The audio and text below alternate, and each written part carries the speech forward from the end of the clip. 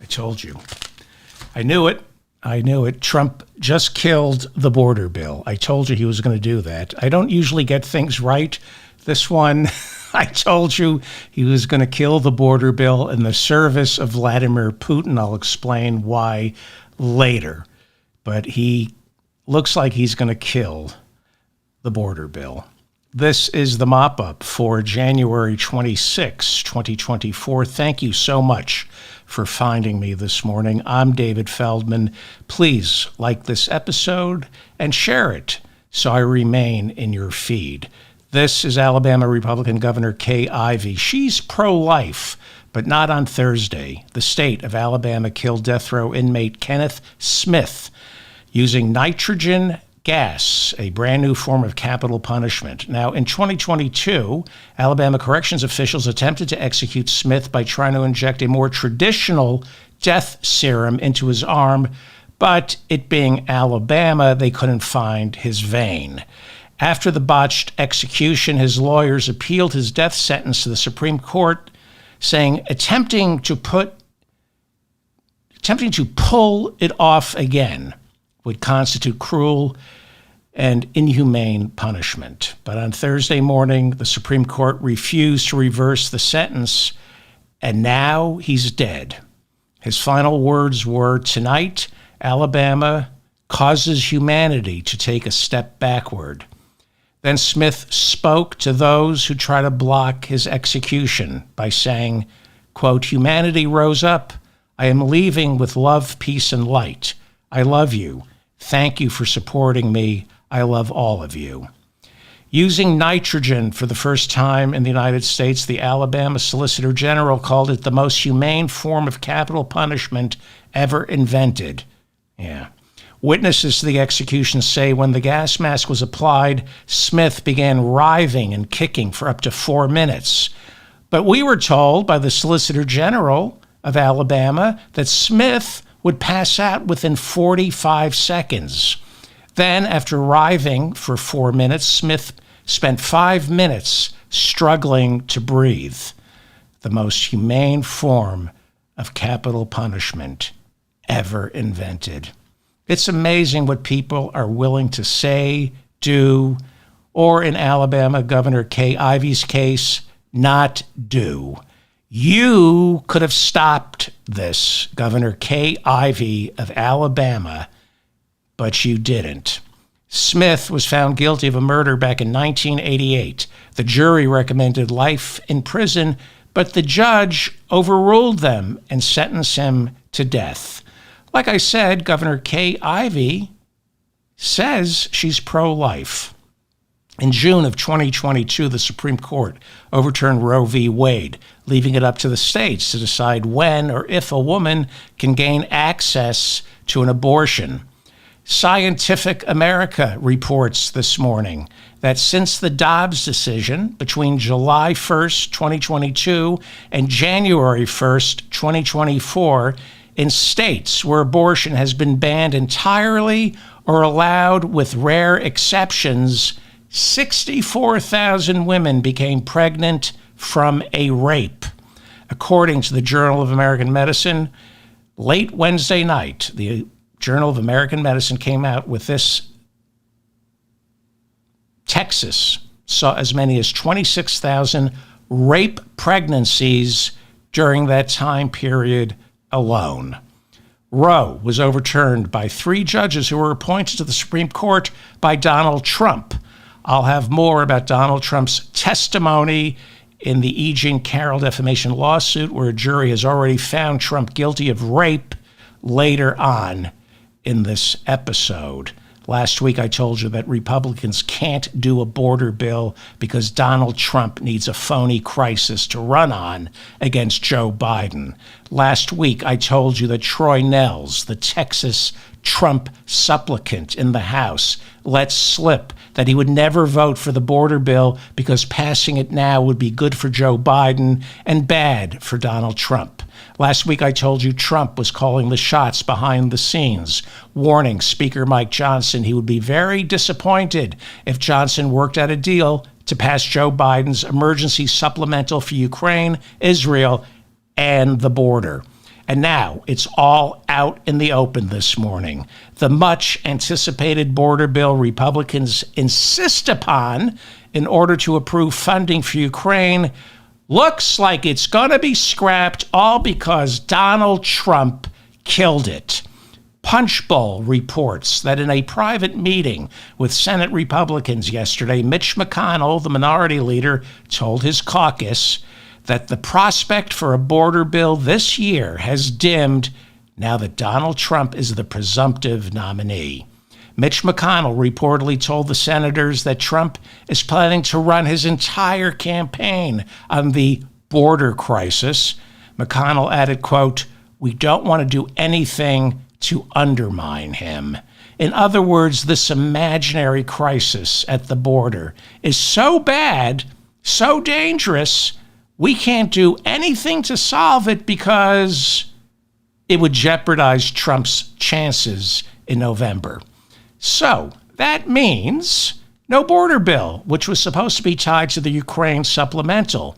And that means no funding for Zelensky. And who does that benefit? You guessed it, Vladimir Putin. And yet, so many of my listeners complain when I talk about Russiagate. They say Russiagate was a made-up excuse for Hillary losing in 2016. Well, anybody on the left who still insists Vladimir Putin doesn't hold sway over Donald Trump and House Republicans never read the Mueller report and is paying zero attention to the politics of this Ukraine supplemental. Way too many Republicans right now are using the border as an excuse not to fund the war against Putin. Then again, in all fairness, it was Joe Biden's idea to tie the Ukraine supplemental to the border. He came up with this nugget over the summer. This was one of his master of the Senate moves, where he tried to move 3 steps ahead, thought he could soften the Ukraine bill by offering an olive branch to the Republicans by throwing some money at the border. I doubt Republicans would have ever dreamed this up, tying the Ukraine supplemental to the border. But Biden gave it to them, and they used it as leverage to kill Ukraine funding. Throughout the negotiations on the supplemental, Joe Biden has been dealing primarily with Mitch McConnell. He's the Senate minority leader who has been quite vocal about his support for funding Ukraine. But Biden and McConnell have been unable to deal with the recalcitrant Republicans in the House who are completely in the thrall of Donald Trump, who is completely in the thrall of Vladimir Putin. Republican Senator Todd Young of Indiana said last night coyly, "Gee, I hope no one is trying to take this border bill away for campaign purposes." That's a Republican Senator, Todd Young.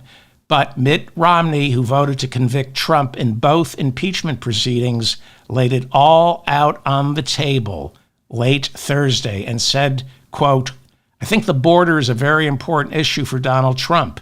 And the fact that he would communicate to Republican senators and congresspeople that he doesn't want us to solve the border problem because he wants to blame Biden for it is really appalling." Yeah. Romney added that Trump instructed Republicans, quote, "Hey, save that problem. Don't solve it. Let me take credit for solving it later." Yeah, the same way Trump solved the border problem by building that big, beautiful wall during his first 4 years in office.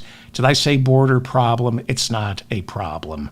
All we need to do is just hire more immigration judges and process these people. That's all it is. Gallup polling says this morning that Joe Biden's approval rating averaged 39.8% during all of 2023. That's the second worst approval rating for a president 3 years into their term. He's right behind Jimmy Carter. We are seeing Carter levels here.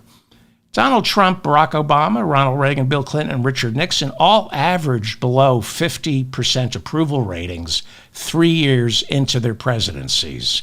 All but one went on to get reelected.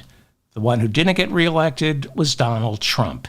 It's not unusual for presidents to have low approval ratings, especially now when Americans just hate everyone and everything that's going on in Washington. Since Biden took office, economists have been telling us he was going to crash the economy with his major spending bills. But 2023's fourth quarter GDP was released yesterday, and our economy grew by 3.3%.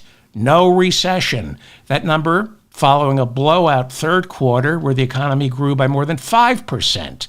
That brings 2023's GDP to a 3.1% rate of growth, more than any year Trump was president before COVID. Before COVID, Trump never came close. And then, of course, he crapped the bed on COVID and crashed the economy. Bloomberg reports that median rents across the country went down for the 8th month in a row in December. The Financial Times reports that new data out Thursday says consumer prices only rose 1.7% in 2023's fourth quarter, down from 2.6% in the third quarter. The Financial Times also reports that a Pew Research survey shows that 28% of Americans describe the economy as good or excellent. Back in April, that number was only 19%.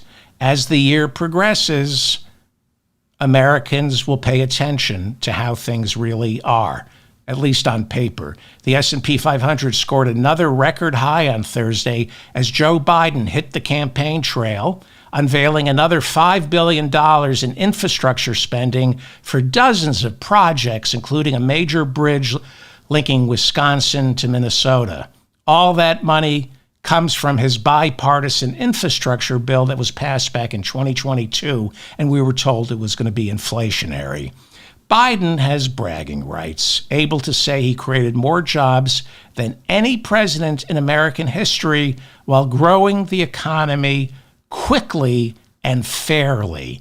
Quickly and fairly. Not only that, Biden made a promise to grow this economy from the bottom up, and all leading indicators show that for the first time in decades, wage growth is keeping up with inflation across all demographics, including women, blacks, Latinos, and people with disabilities. For the first time in decades, union membership is creeping up, which is why Sean Fain, the head of the United Auto Workers, endorsed Joe Biden this week for president, calling Donald Trump a scab. Remember when Donald Trump flew to Detroit and addressed a bunch of scabs during the strike, trying to get them to vote for him? During his speech in Washington, D.C., UAW President Sean Fain said, quote, "Donald Trump is a billionaire, and that's who he represents." If Donald Trump ever worked in an auto plant, he wouldn't be a UAW member. He'd be a company man trying to squeeze the American worker, unquote. During last year's UAW strike, Joe Biden marched with workers in Detroit, becoming the first president in history ever to join striking workers. Let's look at the race for the Republican nomination, where Donald Trump has 32 delegates. Nikki Haley has 17. They need 1,215 to be nominated. Next up are the Nevada caucuses, and then it's on to South Carolina, where Nikki Haley once served as governor. Republican National Committee Chair Ronna McDaniel said Nikki Haley doesn't stand a chance of winning the nomination, insisting the math just isn't there. The Republican Party offered to declare Trump as the official presumptive nominee on Thursday, but Trump turned down the offer. Trump took to social media saying he wants the primary process to continue and wants to win it the old-fashioned way by terrorizing those in his immediate circle who challenge him.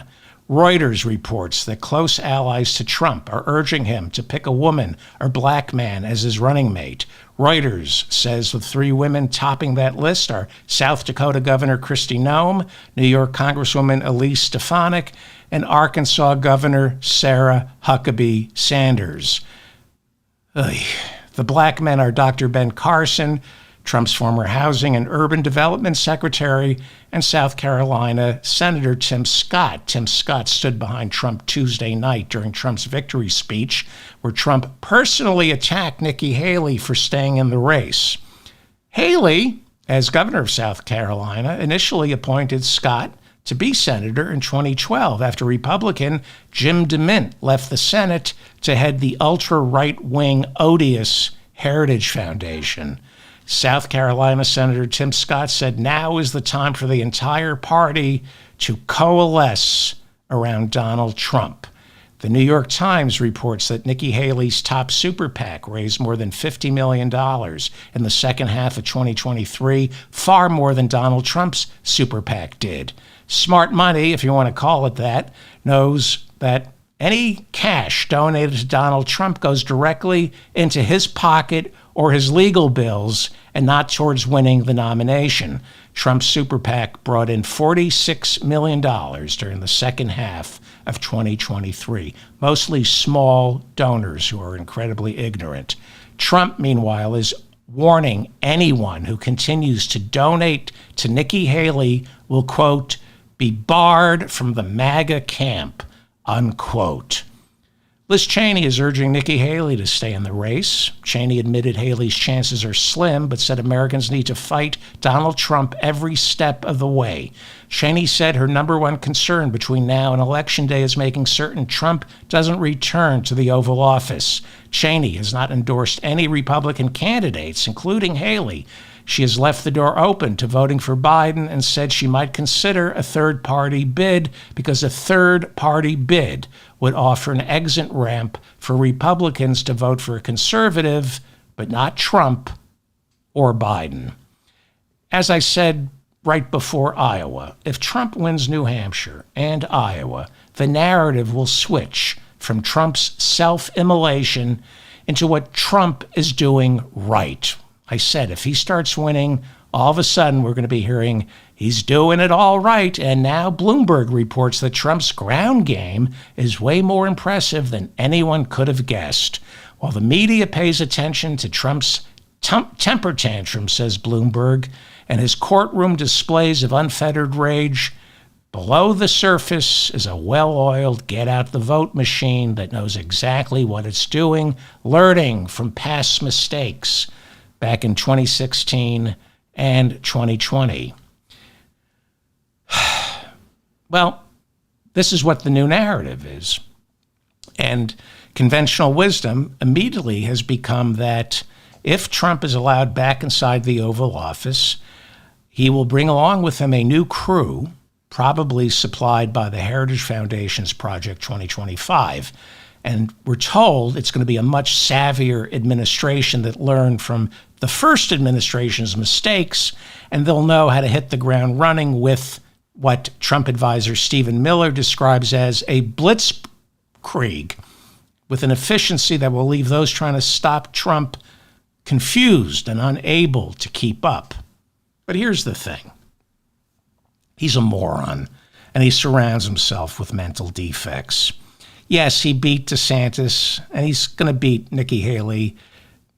They're mental defects. It's not that hard to win when you're fishing in a pool stocked with inbred moronic voters. That's who the Republican Party is. I don't care what the new narrative is. Trump is an idiot and a failure, and he only surrounds himself with bigger idiots and bigger failures and bigger mental defects. And even if he somehow is able to win back the White House, he will fail because that's all he's capable of doing, failing. Yes, people go, how does he stay out of prison? Because he's corrupt. He's a mobster. But he's a failure, and he's only stayed out of prison so far. He's not going to become dictator if he gets elected because he's too stupid and the people around him are too stupid, and we won't let it happen. But it's nice to be scared into thinking Donald Trump could be a dictator. That way we don't have to focus on the really important stuff like climate disaster or Medicare for all. Again, I'm voting for Biden, and I do think Donald Trump is very, very dangerous. The media right now is normalizing him and trying to make Donald Trump look less like the idiot he actually is. The New York Times now reports that Trump's political strategists are brilliant. Brilliant. They sat back and allowed, as they say, Trump to be Trump, because when Trump just freeforms on the campaign trail and stays away from the pitfalls of ideology, he revs up not just his own, but the entire Republican base. That's pretty much what the conventional wisdom is. What is astonishing, however, at least to me, is the 91 criminal indictments all work in his favor politically. There's no getting around this. The more trouble Donald Trump gets into with the law, the more not just his diehard supporters, but mainstream Republicans gravitate to him. That I don't understand. A new Reuters poll of 1,250 likely voters out this morning shows that if the election were held today, Donald Trump would beat Joe Biden by 6 percentage points. Okay, but what are the internals? 26% say they are undecided in that poll. So it means nothing. Now, I've said all along there's a ceiling for Donald Trump within the Republican Party. He can't blow past 50% if somebody's opposing him. Now, he got, 50% of the vote in Iowa, around that? And he got, I think, 54% of the vote in New Hampshire, New Hampshire was interesting. That was more of a national election than Iowa was. And New Hampshire is the closest we're going to see.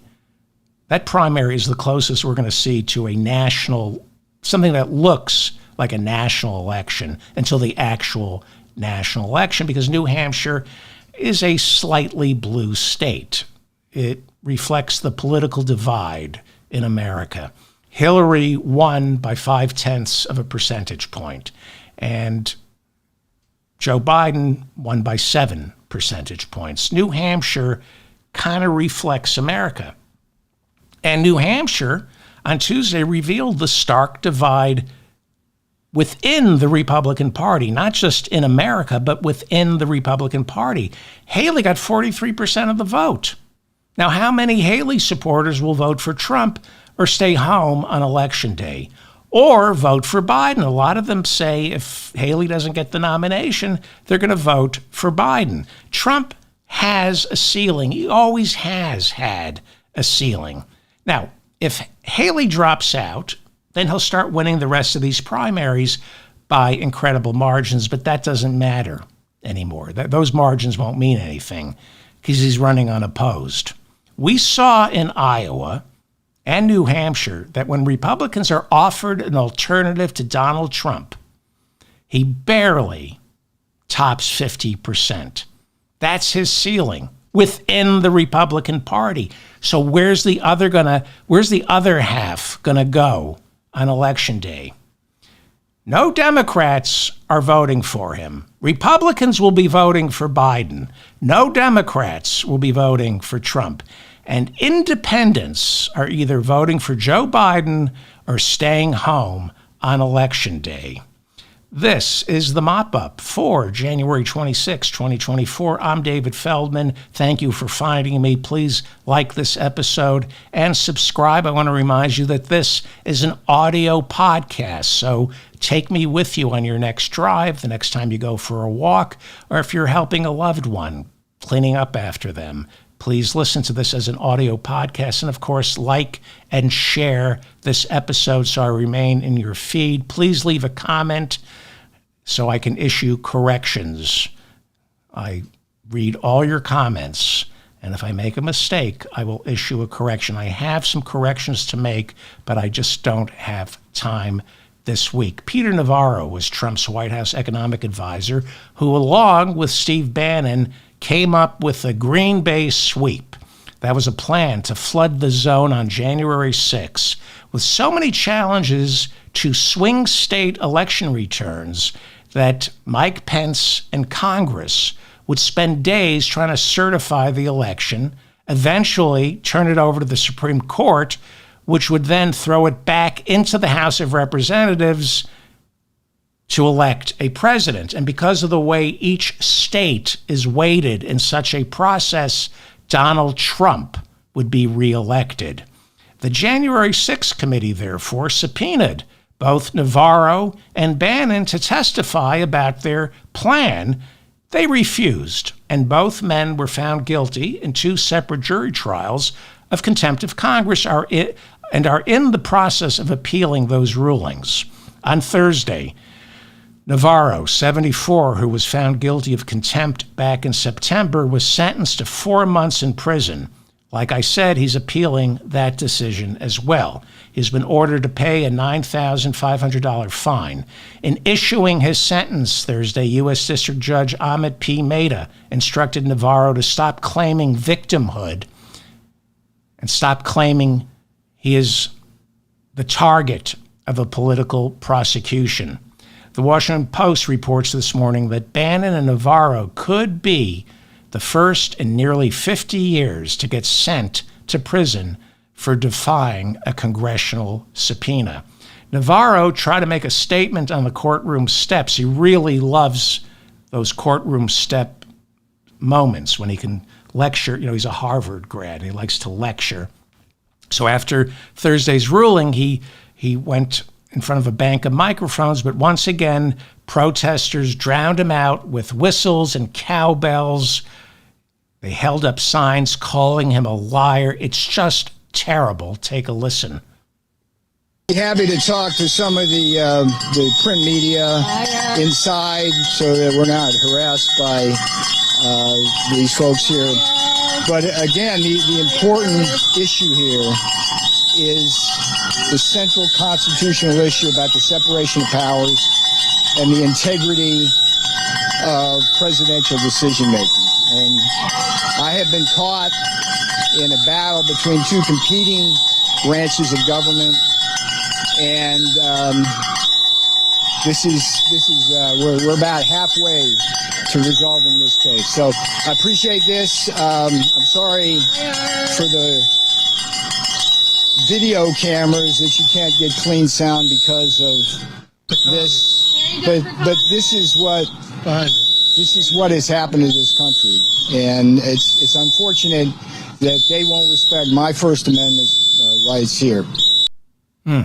Blowing whistles, ringing cowbells. I do not approve of that. This is not how you fight fascism. You have to be polite with fascists.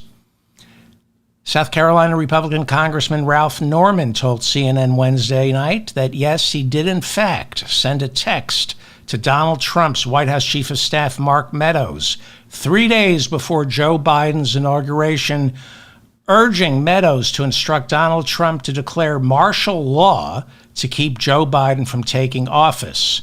Asked if he had any regrets, South Carolina Republican Congressman Ralph Norman said, yes, he's sorry he misspelled the word martial. If you saw the evidence entered into the January 6th committee, you'll see that he misspelled the word martial. That would be South Carolina Republican Congressman Ralph Norman, who told Mark Meadows that Donald Trump needs to declare martial law. Donald Trump testified briefly in the E. Jean Carroll trial on Thursday. Last year, a jury found Donald Trump civilly liable for raping Carroll and awarded her $5 million in damages for both the rape and defaming her after she went public with the charges. Immediately after losing that trial, Trump went on a CNN town hall and defamed E. Jean Carroll once again. And that's basically what this trial is all about.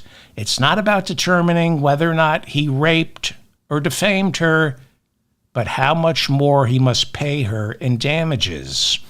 Before Trump took the stand, Judge Kaplan, please pay attention to this because I get a lot of pushback from Trump supporters on this. So please pay attention to this. Before Trump took the stand on Thursday, Judge Kaplan told the jury, quote, I have a few things to say. This is Judge Kaplan, federal judge. He said to the jury, there was a trial last year about the truth or falsity of Ms. Carroll's claims. Mr. Trump was listed as a witness but did not testify. That jury found for Ms. Carroll. There are no do-overs. It's called issue preclusion or collateral estoppel. This is all Judge Kaplan. The jury found that Mr. Trump, if there are any children listening, if you're under the age of 18, if you are a parent, please ask your child either to leave the room or turn up the volume, depending on how you're raising your children. This is what Judge Kaplan said. Please pay attention to this, because I'm sick of responding to Trump supporters. Judge Kaplan said the jury, quote, the jury found that Mr. Trump inserted his fingers into her, I won't say the word. You know what I'm talking about. He went on to say, and that Ms. Carroll did not make up her claim, and that Mr. Trump's June 11th and June 22nd statements were defamatory. Now, Mr. Trump may not make any argument against this, unquote. Now, he has written several times that Donald Trump raped E. Jean Carroll. Now, E. Jean Carroll insists that Donald Trump inserted his more than his finger into her. But it doesn't matter. It doesn't matter if it's his finger or his Mother Jones magazine. Please pay attention to this. I know we have some Trump people who listen to this show. Please pay attention to this, okay? Mother Jones magazine reports that in a federal civil suit, such as this is a federal trial, rape is defined as penetration, no matter, this is a quote, penetration, no matter how slight, of the one of two places, with any body part or object, or oral penetration by a sex organ of another person without the consent of the victim, okay? Without the consent of the victim, unquote. In other words, in a federal civil trial, rape is any penetration without consent involving anything. A finger, a you-know-what, or an inanimate object. That is how rape is defined in a civil courtroom, which is why the judge has written 3 times that a jury found Donald Trump guilty of rape in common law parlance. Why is it so hard for Trump supporters to get that through their skulls? The law is the law, and that's how rape is defined. Most rapists are incapable of becoming tumescent, so they need something else. It's still rape. I can't believe I'm talking about a former president of the United States and that his supporters are too stupid to know what the definition of rape is. The testimony was scheduled earlier this week, but had to be delayed after Donald Trump's attorney, Alina Habba, seized on one of the jurors' concerns that they had contracted COVID. And she then said, well, I think I might have been exposed to COVID as well. Let's postpone the trial. So the trial was postponed until yesterday. But Habba, who was so concerned about COVID, the next night was seen maskless, partying it up in New Hampshire after her client won the primary. She thought she had COVID, but she made it up to New Hampshire for the big party. During his 3-minute testimony on Thursday, Trump was angry. Afterwards, after his testimony, he stormed out of the courtroom, repeatedly muttering, "This is not America. This is not America." Judge Lewis Kaplan angrily reprimanded Trump several times while Trump sat in the courtroom waiting to take the stand.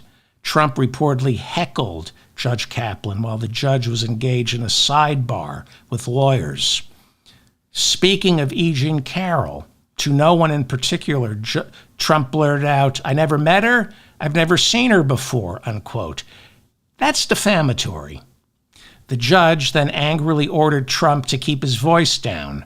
Trump shouted back, "Unbelievable," and then screamed "unbelievable" again when the judge told Trump his denials of raping E. Jean Carroll must be struck from the record because a previous jury had already determined that Donald Trump had in fact raped E. Jean Carroll, and this jury is only asked to determine the financial damages.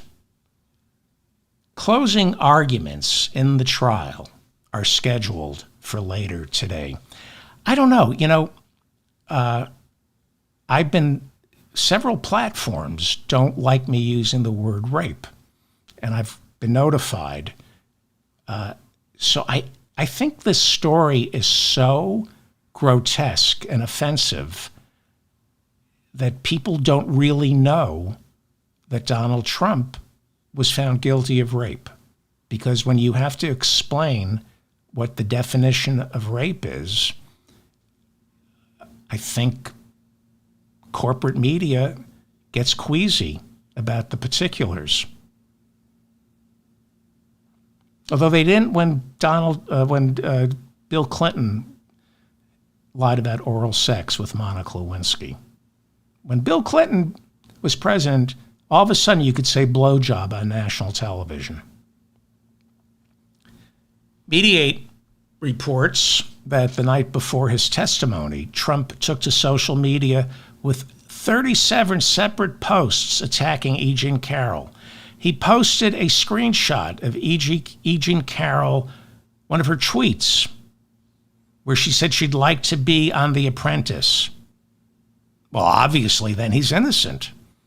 He then posted a clip of an interview that E. Jean Carroll did with Anderson Cooper, during which E. Jean Carroll said Trump's attack on her, quote, was not sexual, unquote.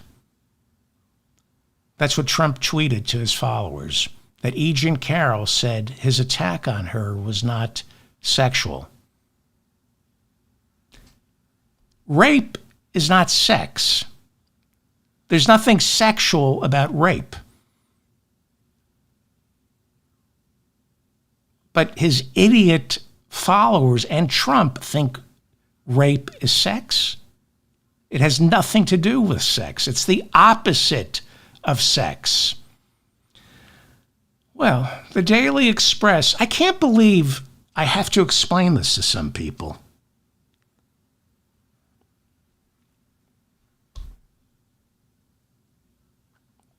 The Daily Express reports this morning that Melania Trump has told her closest friends she has no interest in returning to the White House, serving as Donald Trump's first lady. Odd. Did he do something to embarrass you, Melania? What?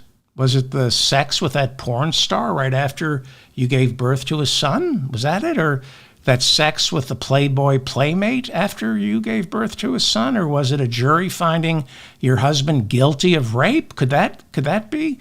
Or maybe it's the 30 credible sexual assault allegations made against your husband? Or perhaps it's the stench of deep-fried skunk feces on your cheeks every time he kisses you. That's how I describe Donald Trump's odor, or at least his breath. Smells like deep-fried skunk feces.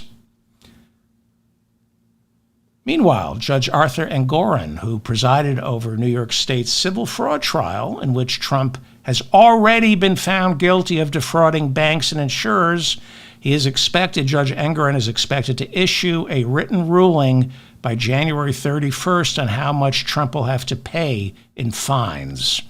Judge Engoron has already ruled that the Trump Organization in New York State must be dissolved, and all his New York properties, including Trump Tower and 40 Wall Street, must be turned over to liquidators. Trump is appealing that decision and will no doubt appeal whatever Judge Engoron rules later this month. Mar-a-Lago is worth $20 million. You know, people keep writing it. He could sell it for $500 million. No, he can't. He's been collecting. It's been appraised at $20 million because it's part of a historical preservation, and you can't sell it. It's like saying Central Park is worth $12 trillion. Yeah, but you can't sell it. He's not allowed to sell Mar-a-Lago. It's impossible to sell Mar-a-Lago. Yeah, if there weren't certain agreements that were made in order for him to pay a lot less in taxes, then maybe he could subdivide it, but he's not allowed to. So it's only worth $20 million. I don't know why that's so hard for these idiots to understand. Linda McMahon served as Donald Trump's head of the Small Business Association when he was president. She also served as a big fundraiser for Donald Trump in 2016 and 2020. Her husband is Vince McMahon, who, along with Linda, founded World Wrestling Entertainment.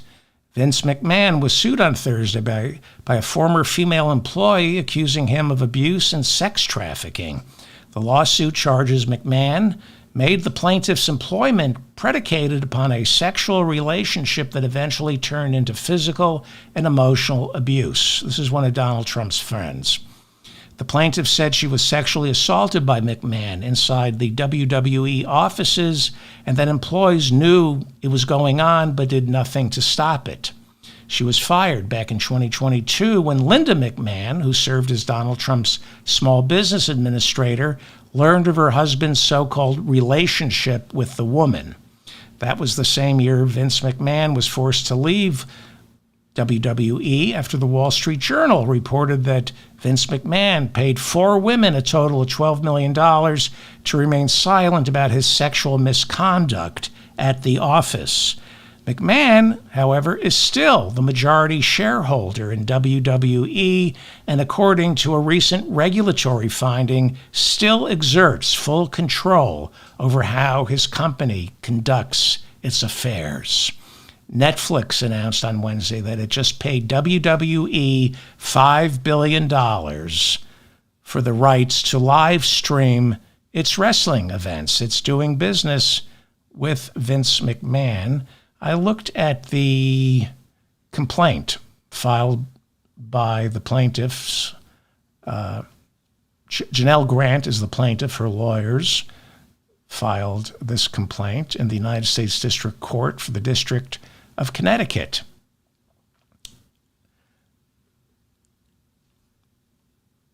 I forgot to mention, and you can read along with me, that the plaintiff in the lawsuit accuses Vince McMahon of defecating on her head in the middle of a sexual encounter and forced her to continue pleasuring his male buddy with the feces still in her hair while he went off to the bathroom to shower off. Let's read the complaint. As one example of McMahon's extreme depravity, on May 9th, 2020, he defecated on Ms. Grant during a threesome and then commanded her to continue pleasuring his friend with feces in her hair and running down her back. That sounds like the lyrics to a Paul Simon song, with feces in her hair and running down her back, while McMahon went to the bathroom to shower off. Upon his return from the bathroom, Vince McMahon and his quote-unquote friend actively resumed the threesome, which lasted over an hour and a half, while Ms. Grant remained covered in McMahon's filth. When McMahon's friend left, McMahon ordered her to stay and to continue to sexually gratify him. In case you forgot, Linda McMahon, Vince's wife, served in the Trump administration as head of the Small Business Administration, and Trump is still friendly with Vince McMahon. Steve Sato, Trump's lawyer in the Fulton County RICO trial, charging the ex-president with trying to overturn the 2020 presidential election in that state, says he didn't appreciate Fulton County District Attorney Fani Willis's 35-minute speech at a historically black church 2 weeks ago when she was commemorating Martin Luther King's birthday. In her speech, the district attorney said that ever since she indicted Donald Trump, she's been called the N-word more times than she has been called Fani. Trump's lawyers filed a motion with the judge in that case to have the charges dropped and Fani Willis disqualified for poisoning potential jurors by, quote, fomenting racial bias, unquote, with her speech. This woman and her staffers, they have round-the-clock security because Donald Trump's goons keep threatening to kill her while at the same time dropping racial epithets in emails, texts, and phone messages.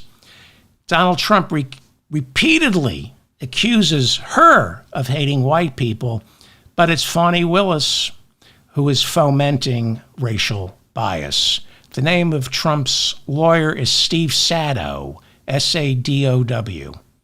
Everybody's entitled to an attorney in the United States. But Steve Sadow was not forced to be Donald Trump's attorney. You know, if there was enough honor in the legal business, he'd have to rely on a public defender. Instead, he has Steve Sadow, S-A-D-O-W, as his attorney. Remember that name, Steve Sadow. Remember that name. Remember Alan Dershowitz? Donald Trump hired him to defend him during the impeachment. Politico reports that Donald Trump's Washington, D.C. election interference trial, scheduled for March 4th, is probably going to be delayed until at least mid-April. Politico says it drew that conclusion by looking at the presiding judge's docket. Judge Tanya Chutkan has scheduled another trial for March, suggesting she believes Trump's appeal on her presidential immunity decision won't be resolved by the Supreme Court until after March. Trump's lawyers asked her to throw the case out, if you remember, insisting a president can't be indicted after he leaves office because he has absolute immunity. Absolute immunity. She, of course, rejected the motion telling Trump's attorneys that in America, presidents don't have the divine rights of kings. Now, knowing Trump's lawyers would appeal, special counsel Jack Smith immediately filed a motion with our Supreme Court to leapfrog over the appeals courts and issue an opinion on a president's absolute immunity so the trial could continue on schedule. But the Supreme Court said the motion has to go through the normal appeals process. A panel of 3 judges sitting on the Washington, D.C. Circuit Court heard oral arguments in early January about President Trump's absolute immunity, and they expressed skepticism. They said they don't think a president is immune from prosecution after he leaves office, but they have yet to issue their ruling, which will then be brought before the Supreme Court by whichever side loses. The Wall Street Journal reports this morning that Trump's lawyers are succeeding in delaying all 4 criminal trials and denying prosecutors what the Journal calls a knockout blow to Donald Trump. The Wall Street Journal reports it is conceivable that all 4 criminal trials might be delayed with no resolution until after the November election. Polling in New Hampshire revealed that a not so insignificant number of Republicans who say they're going to vote for Trump also said they wouldn't vote for him if he was convicted in any of those 4 criminal trials.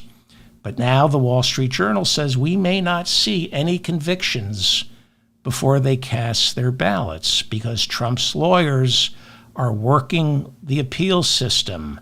Delay, creating one roadblock after another to prevent a quick and speedy trial.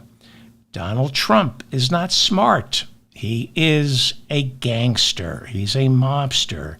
And any student of the mafia knows it never ends well for these guys. It never ends well. Doesn't end well for the mobsters or sometimes the guys who prosecute them. Right, Rudy Giuliani? I believe that is a picture of Rudy in a soup kitchen taking advantage of the early bird special. CNBC reports that Rudy Giuliani has only been able to raise $1 million for his legal defense, and it all came from 13 donors. Remember those 2 fundraisers for Rudy at Trump's Bedminster, New Jersey golf club? Remember that? Trump was charging $100,000 a plate to raise money for Rudy Giuliani. None of it made it to Rudy. He's raised $1 million, and it came from 13 donors who had nothing to do with the fundraisers at the Bedminster Country Club. Where'd that money go? Where'd that money go?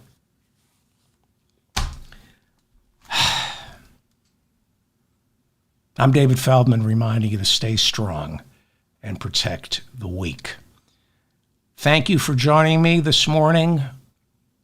Please share this with your friends. Please like this episode so I remain in your feed. Please subscribe to my newsletter and my channel. Please be nice to everyone. Please be nice to everybody. And don't be as angry as I am today. I'm pissed off today. Thank you to Bob in the chat room for keeping the conversation civil. And I'll see everybody Saturday night. I'm going to take tomorrow off, go touch a tree, and then come back Saturday. Maybe I won't be so angry.